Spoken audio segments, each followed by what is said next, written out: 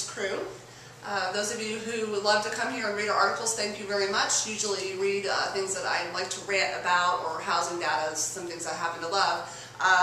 This week I decided that I didn't have the patience to write about this particular issue, that I had to record it so that I could just rant out loud. And this is having to do with BPOs.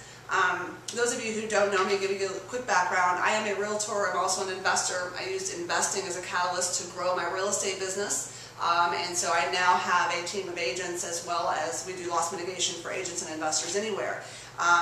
Shout out to Chris and Bob.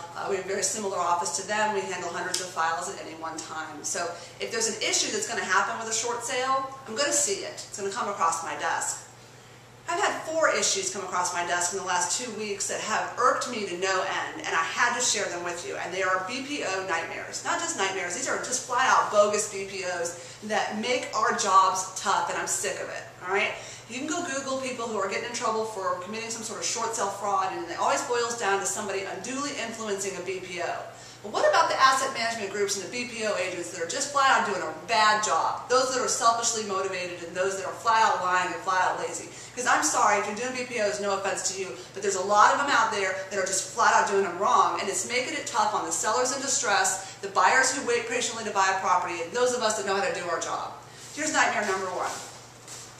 This is a BPO on a property that is one of our team listings, so it's kind of close to home. We actually had an offer on this property and had it approved for short sale, and the buyer couldn't perform the first time around. So we had to go back to the bank with another offer a couple weeks later and try to start the ball rolling again. We were thinking, no problem, we've already had it approved. The contract purchase price from the first approval was basically the same as the second contract that we got on it, so we thought, no big deal.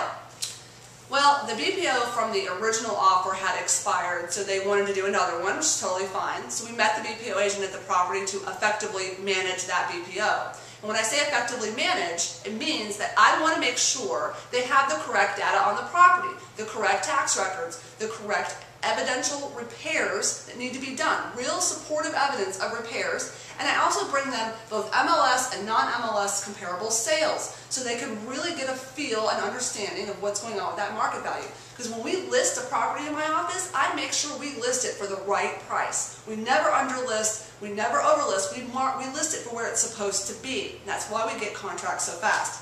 All right, so the BPO agent turned in his BPO to the negotiator, and we get a call from the negotiator.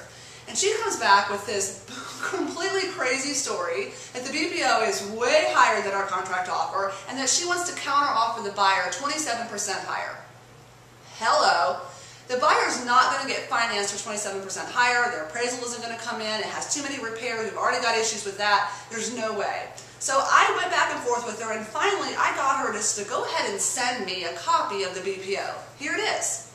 The actual BPO. We started going through it with a fine-tooth comb, of course, and we came up with 20 blatant errors. I didn't even have to search for these. These were 20 blatant errors, and you see me a red marker on all of them, for things where the BPO agent was completely flat out wrong. Right? In real estate, if you are wrong or you omit information, you're borderline fraud. Okay? Let me tell you how wrong. Here's a really funny one. This is my favorite. This is a picture of a finished room and a finished basement. He says that, finished room and finished basement. It is a picture of a room of studs and insulation. That's all that's there. Okay, storage, studs, insulation, there's a bunch of drywall laying on the floor, but that's a finished room. Right, that's the kind of data he used to produce this BPO, so it's completely wrong.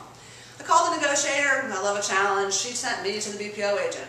She says, I can't deal with it, you call him. Okay, so I like that challenge too. So I called the BPO agent, and we went around and around in a circle between 4 or 5 calls and emails. And finally I get an email from him. This is it. He emails me to say that the bank told him, all right, in his words, that he needed to give them the price that he would like to purchase the property for. They wanted to know what he would like to list the property for, sorry. Now, they didn't ask him what he thought it should be listed for, which is what you do when you do a BPO. They asked him what he would like to list it for. So I got off the phone with him, I called him one more time, and I looked up on the MLS to see what's going on with his agent. He had 470 sales last year on bank-owned properties. 470 sales. I went through some archive history on some of those. He's listing them way above their market price, and then he's selling them way below. This guy had a selfish motivation, and so did the asset management group behind this, because they get paid money, they get more work, they get more files to deal with because they're unloading property for the investor. And if I was the investor and I knew the net difference between what these guys are tanking those properties for and what they could get as a short sale, I'd be pretty aggravated. So needless to say, we did go back on that angle to get that thing done. But this is a ridiculous, ridiculous approach to a BPO. Let me give you another one. This one, we had a broker that we know personally. She's been in business 20 years, extremely smart, extremely good at her job. She knows how to put a price on a property spot on. She gets hired to do a BPO on a property that happens to be for an agent that we do loss mitigation for. She goes into the property and she takes a look at it and she realizes that there's some serious problems with this property. All right, there's major problems. The kitchen is not functional, etc., etc. She goes back to the bank or to the asset management group and she gives them her BPO. The asset management group sent it back to her 3 times. 3 times telling her that her amount, her value is completely wrong, completely off base, and we're trying to force her, unduly force her to increase her BPO value to match what they wanted it to be. Not what it should be, but what they wanted it to be. All right? That happened this week. Here's another one. We had a BPO turned in on a property for a client in another state that we work with, and the BPO agent had done a really, really good job on this BPO. Right? Very thorough job. And we got the negotiator to send us a copy of this BPO as well, because the negotiator had come back again and said that the contract purchase price was not even close to the BPO, etc., etc. So I said, hey, I want to see this. I start looking at this very thorough, very well done BPO, and I start to notice that the exterior photo and all the interior photos is not the listed house. This BPO agent did a great job, but you know what? She did a BPO on a house 3 blocks away in a highly affluent neighborhood, not at all the house that's being reviewed for short sale.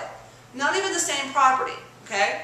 Here's another one, and this has all happened, like I said, in less than 2 weeks. This one, we had a BPO agent, actually it was a local one again, it was one of our listings. BPO agent emails my acquisitions manager and says, hey, I'm really tired and I don't feel like driving an hour out to this listing.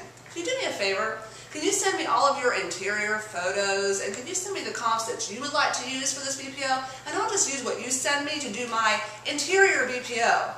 Okay? Now at first I have to admit we were excited. That means that we can really manage that one and get the BPO to come in for the value that we need. But at the same time, then I got to start thinking about it. Number one, she's being paid to do a service. The lender's basing their net loss on her service, and she's not even going to do the BPO. And secondly, she is not even familiar with the territory that she had been assigned to do one in. It was an hour away from her market. An hour away. Why was she assigned to do a BPO on that property? Right?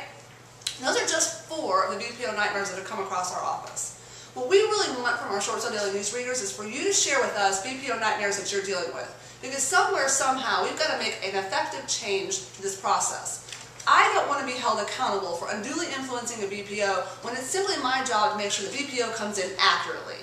Selfishly motivated BPO agents, lazy and lying BPO agents, do not need to be doing this job. Asset management groups, servicers, get a clue. The problem is on that side of the fence, not those of us that are out there doing a good job.